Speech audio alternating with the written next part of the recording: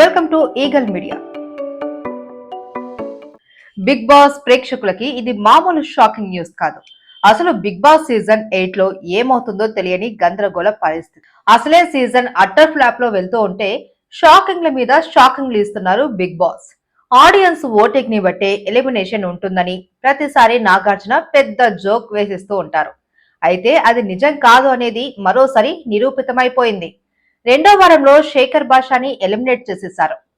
శేఖర్ భాష ఎలిమినేట్ ఏంట్రా బాబు, మైండ్ దొబ్బిందా అని అనుకోవచ్చు. కానీ నిజంగానే బిగ్ బాస్ వాళ్ళకి మైండ్ దొబ్బినట్టుగానే ఉంది. తాజా నిర్ణయంతో ఇది బట్టబయలైంది.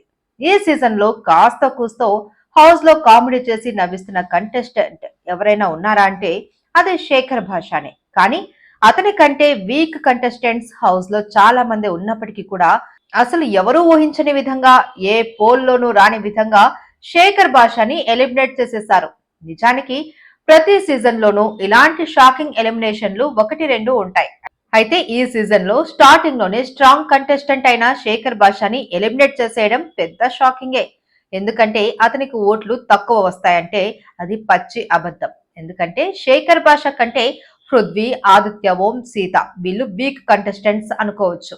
గత వారం సీతకి బెస్ట్ పర్ఫార్మెన్స్ ఇచ్చింది కాబట్టి ఆమెకు పడితే ఓట్లు పడొచ్చు.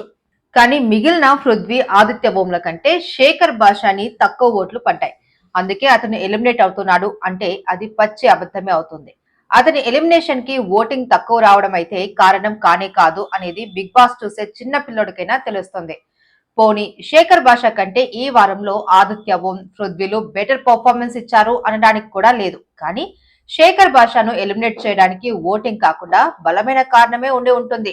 హౌస్ లోకి వెళ్లే ముందు శేఖర్ భాష వివాదంలో ఉన్నాడు.